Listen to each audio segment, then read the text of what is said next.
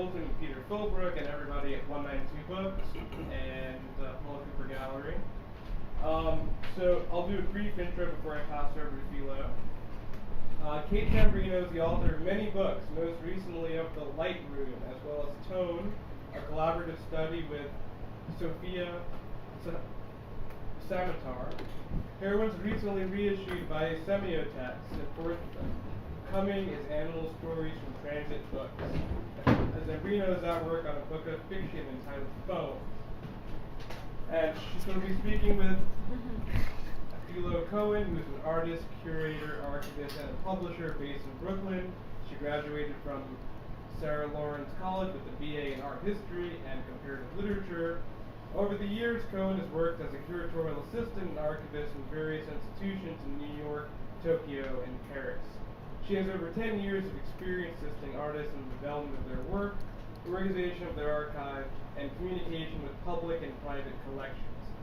In 2024, Cohen will be curating the first solo exhibition of French artist and filmmaker Eleanor, Safe Travel at Justine Perlin Studio, as well as editing a box set of curated entries from this long centuries archive, amongst other projects. We'll be doing a talk and then a Q&A. Then we have the new book, Heroines, almost all of Kate's older books available at the front desk. Thanks, everyone.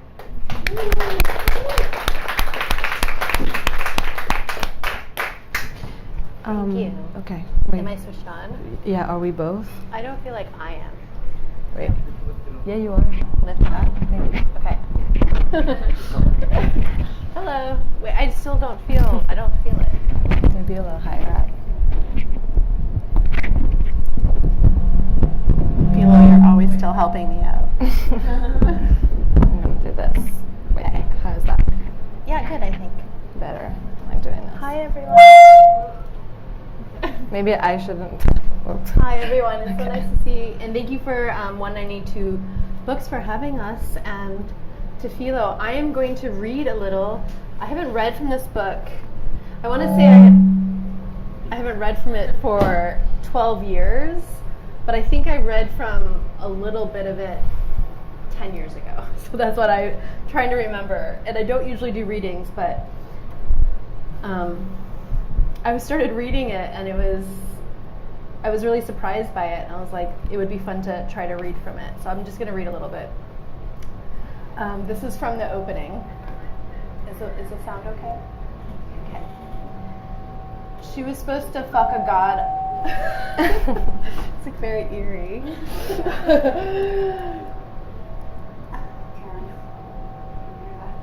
is it okay? It's a little echoey. The mic is not working. The mic's not working. Could I just be Should normal? you just like... Sorry, this is a brand new system. It's cool though. You keep on speaking. Okay. Can you hear me? Do I sound okay? The voice sounds okay? Okay, great. She was supposed to fuck a god high up on his mountaintop, but she refused. She wouldn't listen to Apollo's reasoning. So he cursed her a life sentence. He said, "Sure, you can live forever, as many grains of sand in your hand, but that young, lovely body will be gone. You will wrinkle up into nothingness. Who will love you now? Who will listen?" Eventually, her body was kept in a jar, and then there was only her voice left. Only her voice left, and then not really her voice at all. The rhythm of my mad woman's lives, a long scream followed by absolute silence. At the beginning, I think of endings. The mad wives of modernism who died in the asylum, locked away, rendered safe, forgotten, erased, or rewritten. Vivian Elliott, whose alter ego in her writing was Sibylla, the voice in the jar that begins her husband's poem, The Wasteland. Zelda Fitzgerald, the tarnished golden girl of her husband's legend, who burned to death in an asylum fire in Asheville, North Carolina. All that remained to identify her, a single shard slipper. Jane Bowles stroked out, later buried in an unmarked grave in Malaga, Spain, while her husband Paul never stopped writing. Sitting at the mouth of my cave, I string together fragments on paper, my scraps scattering to the wind if unread. Out of this narrative will emerge a chalk outline. It is the body of a woman. these fragments I have shored against my ruins. And when I used to read from this, I would kind of like scream, rant. I can't bring myself to do that. I wake up and read, although Nietzsche says that's foolish. A sort of narcotic reading. I read with my hands down the front of my pants. My mode of reading is masturbatory. Sometimes I feel guilty about my lubed fingers all over library books. Reading Anais Nin's diaries and Henry Miller's Tropic of Cancer in tandem makes me want to have affairs, despite or maybe because of the intensity of my love for John. How I once idealized the apparently open marriages of modernism, the triangulation of Anais, Henry, and June, the free love of Bloomsbury, the Bowles who shared everything except their beds. In London, the temptation of an angel-faced philosophy student. I too want to have a sensual awakening outside of marriage, like Emma Bovary or Edna Pontellier in Kate Chopin's The Awakening. Wifedom a possession. I don't want to be possessed. I want to be free. Like Charlotte Bronte projecting onto our heroine, Jane Eyre, her desire for experience, as Virginia Woolf critiques in A Room of One's Own. Except instead of wanting to travel the world, reading these books, I temporarily want to fuck the world. A literary nymphomania. This is like such a horny book. That's what I realized. What was going on here? Because of the mythical Lothario conjured up in Neen's journals, I've always fantasized about having an affair with Henry Miller, horn dog Henry Miller, who can't keep his hands off me, who will back me over a couch and go at me, who will fuck me so I stay fucked. In Paris during the second leg of the Bowles' honeymoon, Jane goes out alone at night, prowling the streets, the lesbian bars. Jane Bowles, who loved to slum like Baudelaire, like Vivian Leigh channeling Blanche Dubois. Outside of one club, a homeless-looking man propositions her nightly. Sometime later, she sees the man's picture in the book section of the newspaper. Her forgotten man in the back alley, Henry Miller. I began to compulsively read historical romances as research for a novel. By the way, I don't remember this novel at all. When I was reading, I have no idea what this novel was. Featuring a housewife named Emma who inhales historical romances to numb herself. For days and days, I can't read anything except these romance novels. I prefer Regency romances, costume dramas, like Jane Austen with fucking. Bridgerton, I was reading Bridgerton. I was a super early adopter of Bridgerton. I suddenly become allergic to anything more highbrow. I watch TV on my computer during the day when I'm supposed to be writing. My favorites are teen soap operas. I ghost fan forums, endlessly analyzing character motivation, as well as shipping certain characters, short for relationshipping. Everyone's so passionate about the characters they just know are destined to be together. I love that I have to define shipping here. We are invited over to the house of two history professors for Thanksgiving. We can't eat most of the food because of our vegan diet, and I've also been having terrible digestive problems. They have made 4 types of cranberry dressing. It's the only thing we can eat, and the hosts blink expectantly at us. One has tequila in it. I lick my spoon tremulously and think of Emma licking the bottom of her glass as Charles falls deep within it. There's a young man there, a jazz pianist with soulful eyes. I realize he's their pot dealer. I find myself mildly flirting with him. My stomach cramps up. I am bowed over. He could be my Leon, I muse absent-mindedly. Did Tom foist Bertrand Russell on Vivian to give her something to do? Here I am the wife of. That is how I am introduced by others. Not a writer, a wife. No one seems to care that I am a writer awaiting the publication of a slim, nervous novella. Everyone much more fascinated with John's career. In his dungeon office, John is surrounded by piles of leather-bound volumes, books that look burned in several languages of Babylon. Eliot studying languages while at Lloyd's Bank. I love seeing John fingering a book, reading its leaves, soothsaying it, speaking its secret history. He can lapse into the charming pen dance so easily. My Professor X, as Woolf calls the patriarchs of higher learning. Vivian sitting in on the Victorian literature classes Tom taught to working-class adults. Her expression rapt, worshipful. She sacrificed everything for him, for his eventual genius. I'm realizing you become a wife despite the mutual attempt at an egalitarian partnership once you agree to move for him. You are placed into the feminine role. You play the pawn.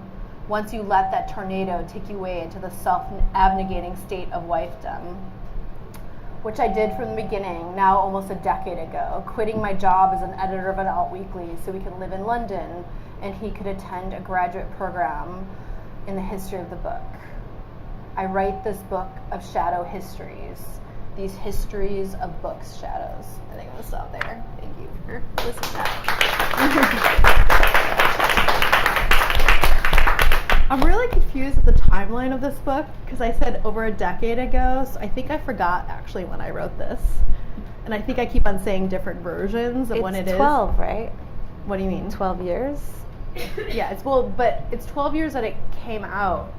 But a lot of the narration of this Is longer. was much longer ago. But also I feel like you do that in your writing anyways, Yes. right? You have these moments at the beginning of Heroines, you say, I'm in Ohio, this Yeah. is my first moment of solitude. And then at the very end of the book, you say, I'm 20, this is my first moment of solitude, and you're retelling your youth. And so it's like this sort of like Yeah, there's a lot of broken layering. time. I think all of my works are a huge problem of time, and I'm always layering time because I'm always like catching up with where the notes were or where this was. But I think I started writing. I mean, a lot of these narratives I'm talking about from 26 years old to 35 years old.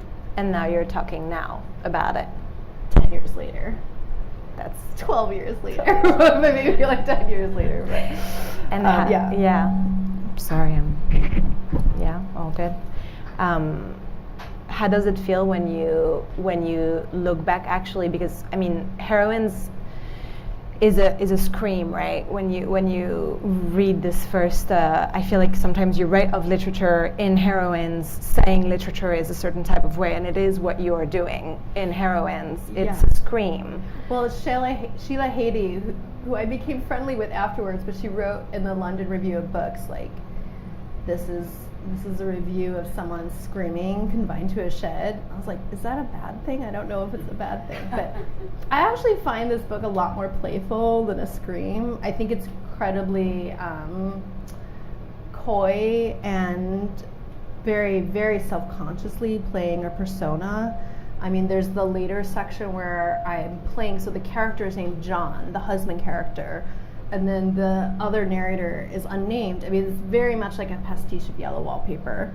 So I'm like very much like playing with these pretty parodic roles. So I do think it is a scream, but it's also like exceptionally horny, which I applaud it for. Like it's very like this narrator needed something that this narrator was not getting, or was getting through, or was like, so bored. Do you think so that's why?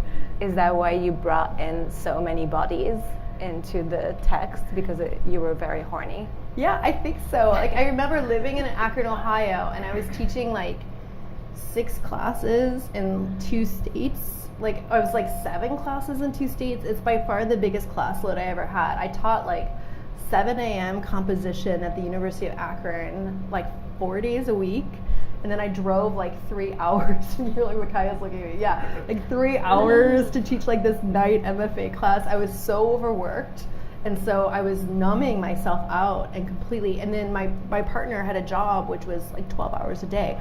I didn't know anyone in Akron, Ohio. And by the end, I didn't know anyone in Akron, Ohio. I was there for a year, and I had no ways to meet people. I wasn't part of any like youth or activist culture there. The only writers I knew were at the university, and they were like, they did not recognize me as a writer, and I didn't feel a sense of kindredness with them. So I was totally alone. And I think now if I was totally alone, I would view it like as a retreat. But for them, for me, it was like an escape. But also a lot of this, a lot of the research began in Chicago when I was teaching in a community college in the suburbs. I was, and I would just order so many library books, and I would be reading so many biographies. And I think, like when you're a kid and you have, I don't know if they had this, well, you moved here when you were how old? 15. 15. So in Paris, did you have this like where you probably not a Pizza Hut. I'm trying to think what the French Pizza You have Pizza Hut. We have Hut. Pizza Hut. Where There's you Pizza Hut. go and you like can read all the books. Does anyone have any idea what I'm talking about? And then you got a Pizza Hut hand pizza. No, like tons of books. And I was always like a pretty voracious reader, as I'm sure many in this room were as well. And I think that was a period, like a regressive, very like masturbatory, almost erotic period of my life where books and that research was a huge compulsion. And so yeah, it was a several year period. I think that I was lonely. I didn't have a community. There was a period of time when I was writing Heroines where, except for John, who was my partner, and we had a kindredness about being raised like Catholic, Midwestern, lower middle class, in households where we weren't expected to do anything and had no sense of art or literature. But I didn't know another living writer for a long time while I was a writer. So I think there was this sense of, I didn't know people published books in the contemporary. Like I didn't know where they published books and That's where so these books interesting. were. Yeah. So I remember I was just talking about, I think I was talking to Micaiah Hussey, who's here. We were talking about like Dale Peck and how Dale Peck would do these like hatchet jobs of writers. Does anyone know what I'm talking about? We were talking about writers now that kind of take down other writers, and there's like an interesting energy to it, but are they that interesting? And I remember reading a Dale Peck review in Harper's about postmodern literature and like going to the bookstore and like getting every book that he mentioned, because I had no way of knowing what books to read and what contemporary writer. I mean, that's when I read Infinite Jest, and I was like, no thank you. Like, I'm not into this. I think my attention span couldn't take it. And I also was like, this is not for me. Mm-hmm. And I didn't know who Lydia Yuknavitch was. I discovered Lydia Yuknavitch in this story that she wrote called Loving Dora, that originally then became a novel that John was the editor of the Journal in Chicago. So he published her. Right. And she was one of the first writers where I was like, oh, you can write like this. And Loving Dora was also like, from the point of view of Freud's Dora, it was pretty pornographic. It was full of such exuberant energy. Mm-hmm. And I was like 25 when I read that. Mm-hmm. And I think that's like the moment Heroines kind of started happening. Interesting. Yeah, sorry. No. It's at that kind of juncture between all these writers of the past, right? And then Right. those contemporary voices that kind of seem to storm into your life, because then there is all of these discoveries of crisscross, of you read everything. Right. And now today, in your books today, the writers of today are part of your books much more than in this I'm book, really right? I'm really overcompensating now for like You're like, that. oh my. But yeah, I remember like, so I was a waitress in Chicago, and in Chicago in the like early aughts, I knew lots of musicians, I knew a lot of visual artists, but I didn't know that many writers. But it's like weird because a lot of those people who were in Chicago, those writers, are in my community now.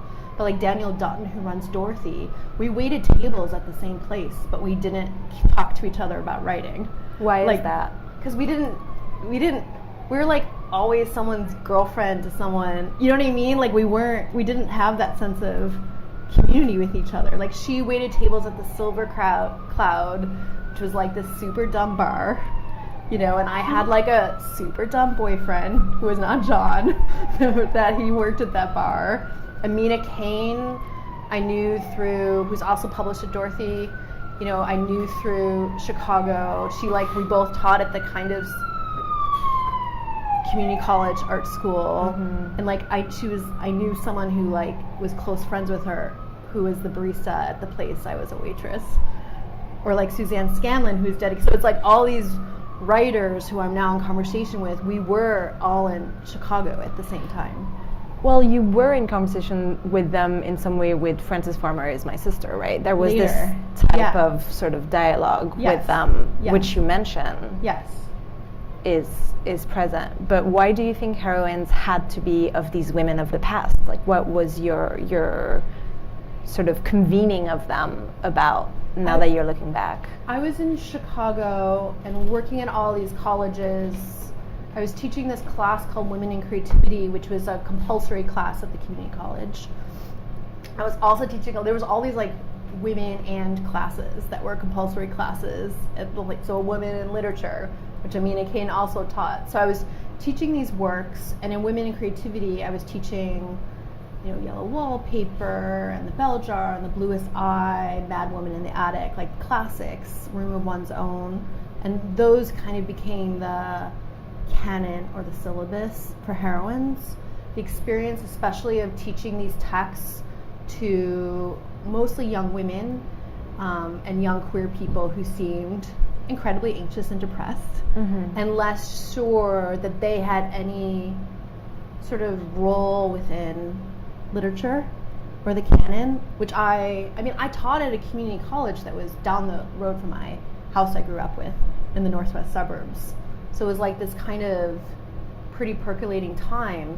And then my partner John was at the Newberry Library, like another rare books library. And I began to go down there, and there was this archive I found. I don't think I've ever spoken about this, but there was this archive I found that was uncatalogued. It was like a box. It was a series of boxes of this person called Dorothy Dow.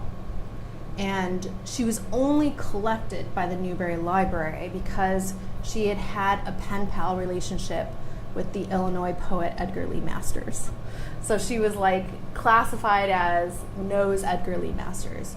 And it was a series of boxes that were all of her journals typed up throughout history, like throughout her entire life. And she would bound these journals and wrote like these, she had written a few poetry books. She had been published in Poetry Magazine, which is also a Chicago modernist magazine that T.S. Eliot was involved in, and Marion Moore. But they were these like bound prose memoirs, and I became fascinated that I was going to catalog it, like volunteer catalog it. So I began to spend almost every day looking at these boxes and taking notes on them.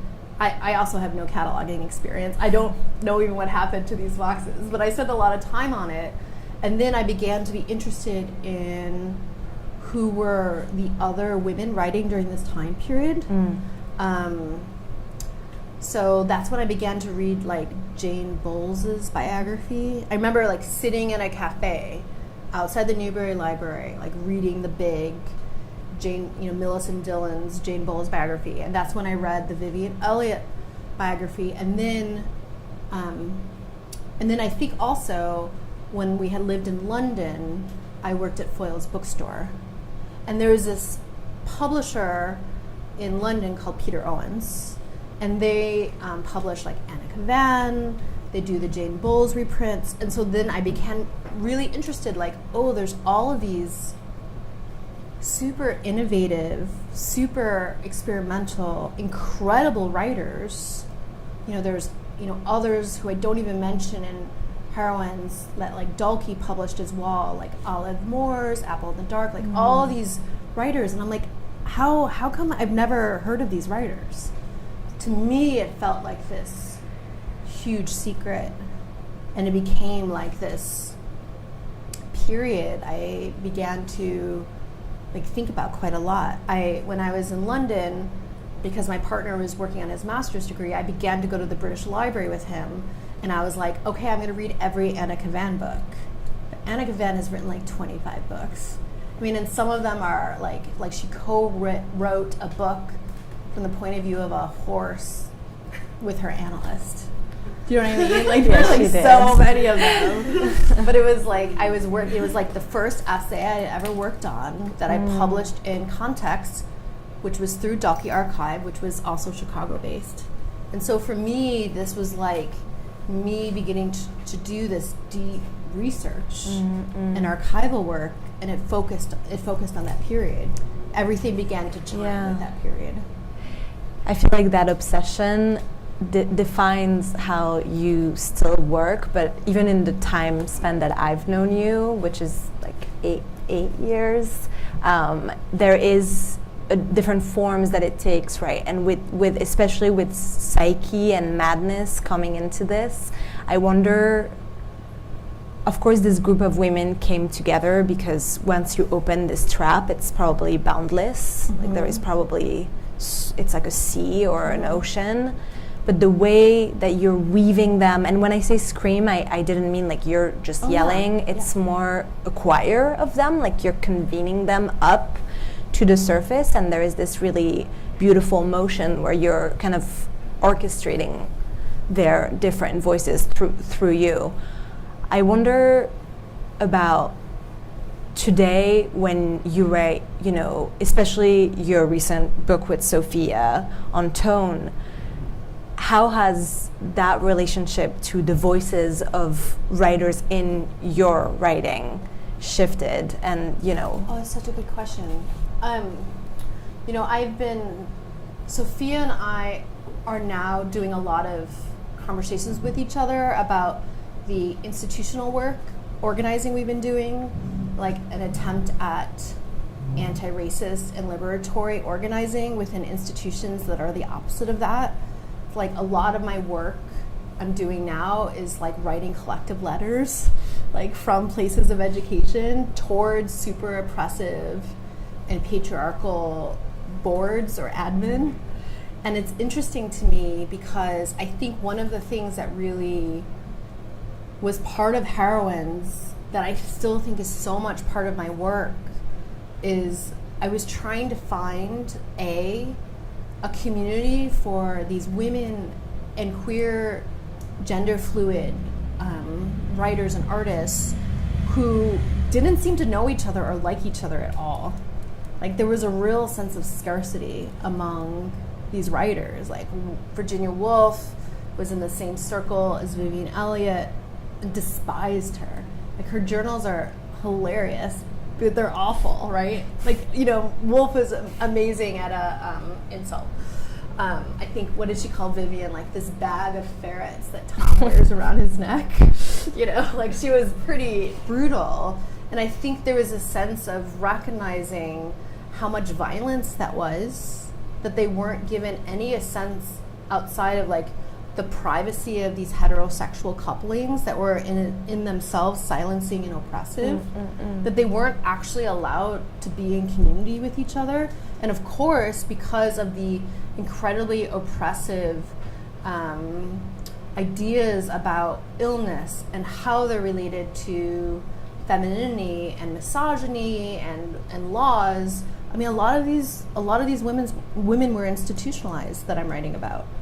But it's interesting, like in terms of thinking about my and Sophia's work, I think that Heroines was about recognizing patriarchal rhetoric and the violence of it.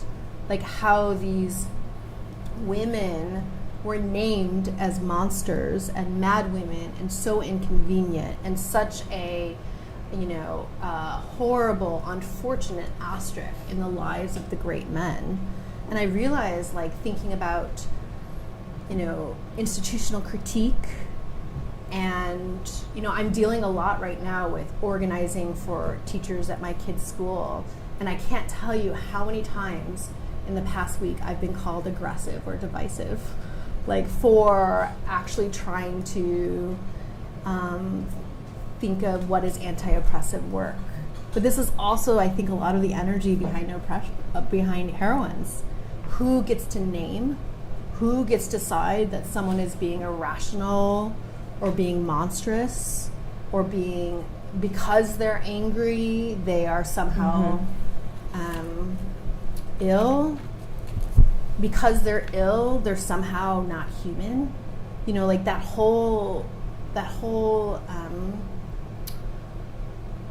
binary, I think, which was so obvious in this time.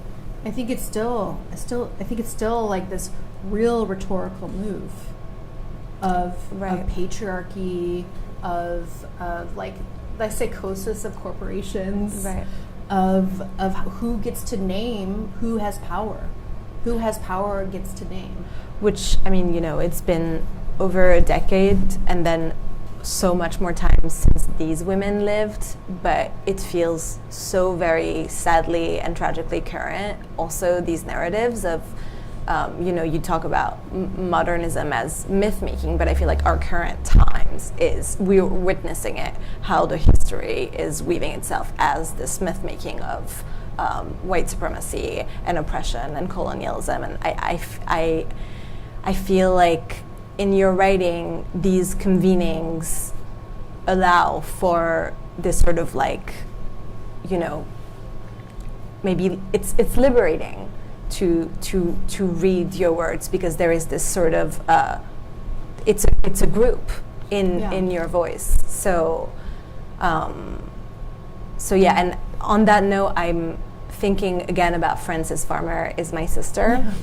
And I want to ask you about that in relationship to today, because that whole moment of, blogging and writing on the internet, and you talk about what the internet does for you. Name, isn't it? Frances Farmer Is My Sister. I love it. Really audacious. I was like, that's the name. I stuck with me. And then Lynn it's your blog. wrote me like 50 years ago. She's like, do you know I did a film about Frances Farmer? Really?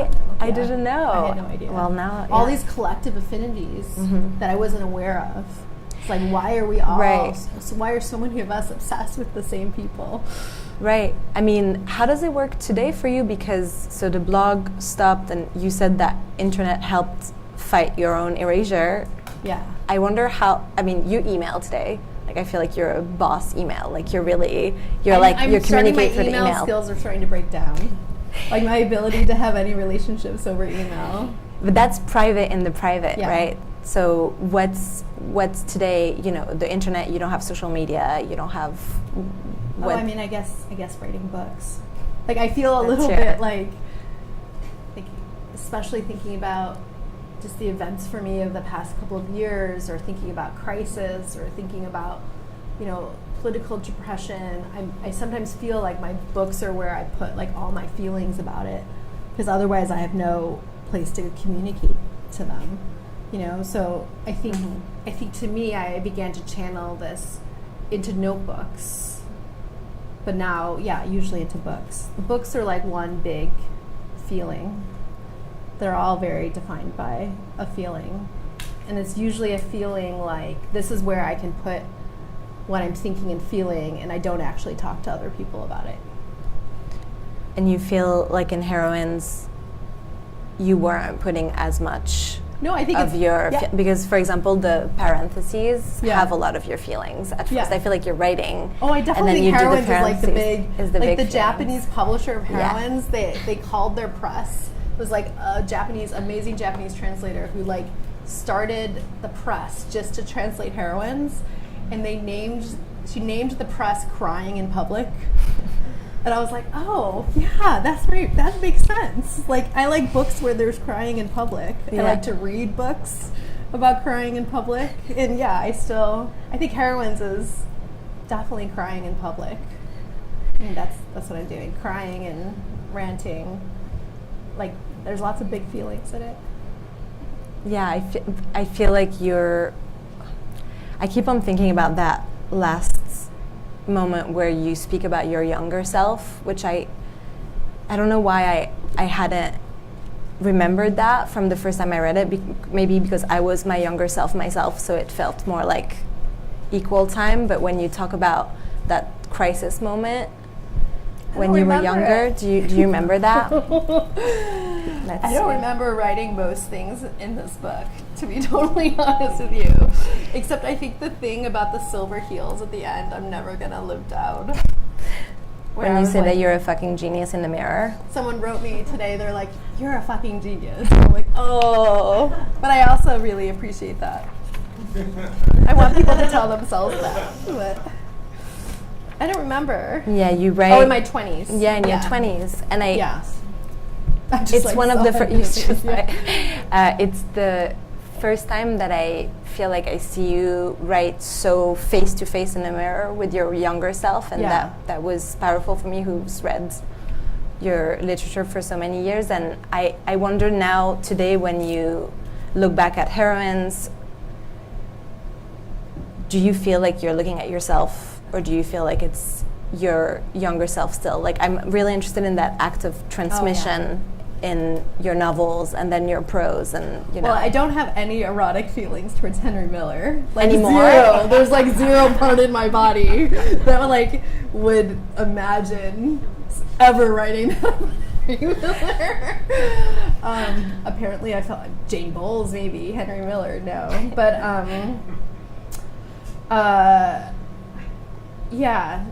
it is definitely a former self. But it's nice, for so long I felt a little ashamed of the book.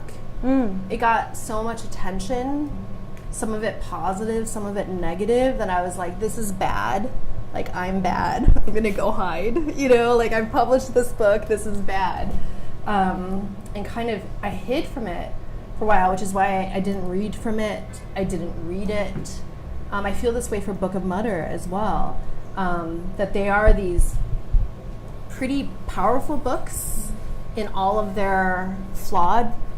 Now, there's such an energy and force to them. I kind of wrote these books pretty confident that no one was ever going to read them. And so they have this real intensity and force to them. They do feel like former selves. But I do think part of me being a writer and a person is that I'm realizing that I'm still kind of repeating myself. Like, I'm still writing about those selves. I'm not writing about, this period as much, but I'm currently in the works I'm writing now. I'm going back to the period just before I met John. I've had a period of ex-boyfriend suicides during the pandemic, several, which says a lot about where I'm from, to me, and is making me confront for the first time since Book of Mutter, which I think is the only time I've ever written about where I'm from. I'm not from anywhere bad, but I'm from a place where it's not really surprising to have several ex-boyfriends commit suicide. So right now I'm returning to the same period in the same place, and it surprises me and it really terrifies me in many ways. I think that there are some people who are very integrated with their past. They remember everything about their childhood. They have a very healthy relationship with it. They've gone to lots of therapy. But for me, I often don't write about adolescence or childhood, because it's kind of it feels so much like I had to reinvent myself as a completely different person to become a writer. If you're from a place where no one expects you to do anything and you become a writer, then you leave and don't talk to anyone. I mean, that's my thing, which is probably not super healthy.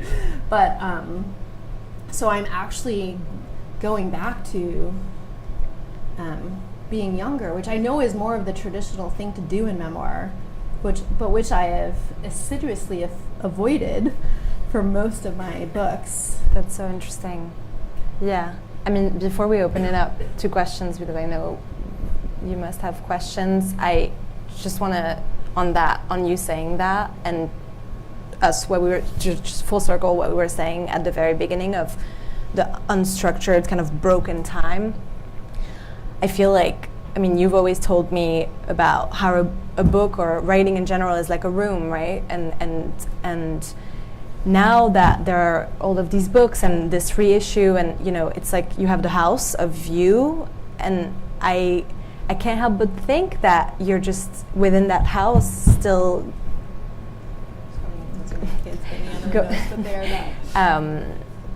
going back and opening new doors. And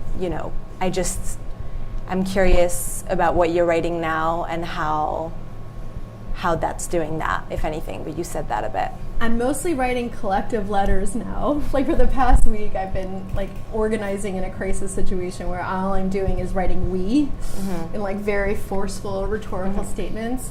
It's interesting, and I don't know whether this is a good thing or a bad thing. I present this without judgment, but I kind of think of everything I've ever written as having nothing to do with me. Like for me, I've completely started a new house. I don't remember any of the books. It's not the same house. Yeah. No, it's not the same house. That's why I want to ask. Like there's like a distant memory relationship with the previous books, because I feel like I'm trying to work on writing.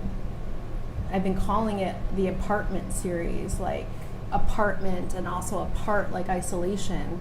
I'm trying to write in a different way about crisis, and also somehow about I don't know, an institutional life within higher education, and landlords. So I'm trying to write a lot about, I guess, still about oppression in some ways, but I'm having to completely, for me, I don't ever feel like I've figured out how to write. I mean, I think there are probably some writers who have, but like every story or small piece or book I write, I'm like, I have no idea how to write anything. Like I've never written anything before. You know, what is this? Like, how do you write a book? And that's how I approach everything. So I don't feel like I have like a professional ease with writing, and I always feel like I'm reinventing it and have no idea what I'm doing, and I'm failing miserably until it's like, okay, you know? Yeah, I know. I mean, that's writing. Yeah, this is yeah. writing. It's all of us. Yeah. How do we do with the mics? Speak very loudly. Okay. I'll turn this up. I don't know. Should I turn off? No, I should keep my mic on. Does anyone have any questions? How did you choose the name? Or did you have Heroines? Yeah. So it's so interesting you asked that, because I feel like that was so erased, including by me. Until recently, I was asked to give a talk on Claude Cahun at the New Museum for the Judy Chicago show, which a show I had some issues with, especially how kind of the canon of past artists were used. I was like, does Claude Cahun want to be considered part of the City of Ladies? But I was like, I named this after Claude Cahun. And it was Claude Cahun's book Heroines, which is a series of fictional, very parodic monologues about like Joan of Arc or Cleopatra. And they're very, arch. They're very parodic. They're first person, but they're all these personas. I mean, that was the original inspiration. But at the end of the book, I have this line where I'm like, after all, we must be our own heroines. And then that was it. But the idea of heroines was always a bit arch. It was always a bit, I don't know, there was a little bit of like a italicized around it. Like, who performs this, right? Who are these heroines' personas, and how have these artists been made to play these archetypes throughout history? But yeah, it was Claude Cahun. It was nice for me to revisit Claude Cahun, the amazing photographer and gender fluid performance artist, because it also reminded me, there were so many reviews of Heroines that presented it as so heterosexual, which I think is accurate. But I think I was seeing the problem of heterosexuality. I think I was satirizing this marriage with full consent of my partner, which gives that some dimension. But I think it's also pretty queer. I'm writing a lot about queer and gender fluid artists, and the person I present in there, I think I have this line about like my Joan of Arc jacket and my butch demeanor is pretty also very gender fluid. So it was nice to remember that, as opposed to the way I think it's now read is like this, like, I don't know, like very heterosexual book. I think it's problematizing that more than anything. But yeah, it's Claude Cahun, Heroines, which is, yeah. You were talking about finding these archives, like were you and reading all these books. And were you writing at the same time, or just like taking notes, or like how did you do with all your classes and everything? I had this. Oh, because I was teaching so much. Yeah, it's quite In impressive. Chicago, I was like teaching so much because like we would make very little per class. But it was also I taught the same class. It's weird. It wasn't as much stress as it is teaching in New York. It's like a very different mode of teaching. But I also bought so many books for Heroines, which I'm like I bought so many used books. I was like, oh, I need to own this very random modernist biography. So I also, like, there was this point in North Carolina where I remember I would be sitting at the table, this like big table, and I would have like 100 books on the table. Like I went through this period where I was like, well, I have to read like 1 million books to write this. I don't know why I thought that. But yeah, I was like doing a dissertation for a PhD program that wouldn't have me, you know? Like I was just like, this has to be my life's work and I have to read everything. So I don't know. I think it's nice to remember that, especially since, don't worry about it. Especially since to me reading is harder now. It's less pleasurable. Like sometimes you find a book it's so pleasurable. You're so happy to be able to exist in it. Other times it can be, but a little more, it's hard to be so porous.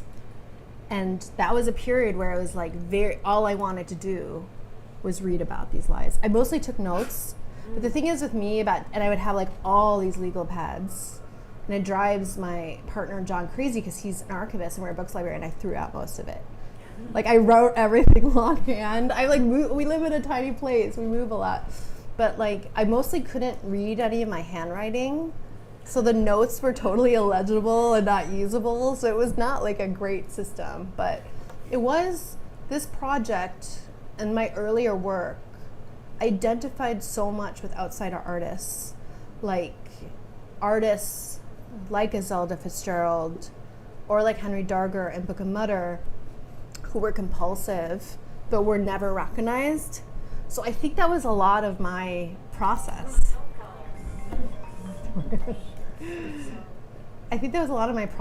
Like the note taking was deeply pleasurable. And to this day, I still note take a lot, and I can't read my handwriting. And it's become really like very absurd, or I completely lose where my notes are. Okay, Yeah. so you weren't actually like, you were mostly like reading for a long time and like writing. Yeah, I would like longhand write notes, like quoting everything that I didn't need to. And it was a pretty, and I think also I was very scared of Criss Cross, like scared like she would hate my book. I did write a draft. I wrote a draft of the book. In longhand? No, I wrote an actual like computer draft of the book. And I flew to LA to see Criss Cross. It's the only time like we worked on the book together. And she was like, okay, I want you to take this book. It'd be important. It might be important. Yeah. Oh, don't worry about it. She's like, okay, take this draft and like, just like throw it out. Like it's garbage. Like just completely throw it out. Like, I want you to take this book and I want you to completely rewrite it because this is not it. So I did. And so then I think I just kept on rewriting it. So I think at that point, like all the reading and all the note taking was like, I have to. She was my only reader to me. Like I had to make her happy. Yeah, just throughout I had lots of drafts that got thrown out. Was she your teacher, or was it an informal relationship? It was so. The writer Matthias Wigner, who's Kathy Acker's executor, he once said to me something like every writer, artist, thinker has a maker, like in vampire mythology. Do you know what I mean? Like who's the one who's your maker? Like who makes you a vampire? And I think for me, like Criss Cross and Lydia Yuknovich were my makers. With me not knowing anyone, they were the two who kind of recognized me from afar in some way. I submitted my first 2 novels to Lydia Yuknovich's very tiny press, the contest she had there. And for Chris, I mean, it's a longer story that I don't, but for Chris, I just contacted her. And I asked her to blurb O Fallen Angel, which was the tiny book that was coming out through Lydia Yuknovich. And then I asked her to publish Green Girl. She was like, I will not publish Green Girl. Like, no. But then she then started reading the blog. And her and Haiti Old-Colty started reading my blog, which, like, the pornographic fantasies about Henry Miller, which is, again, really hilarious to me, how bad my taste was. I think I was joking.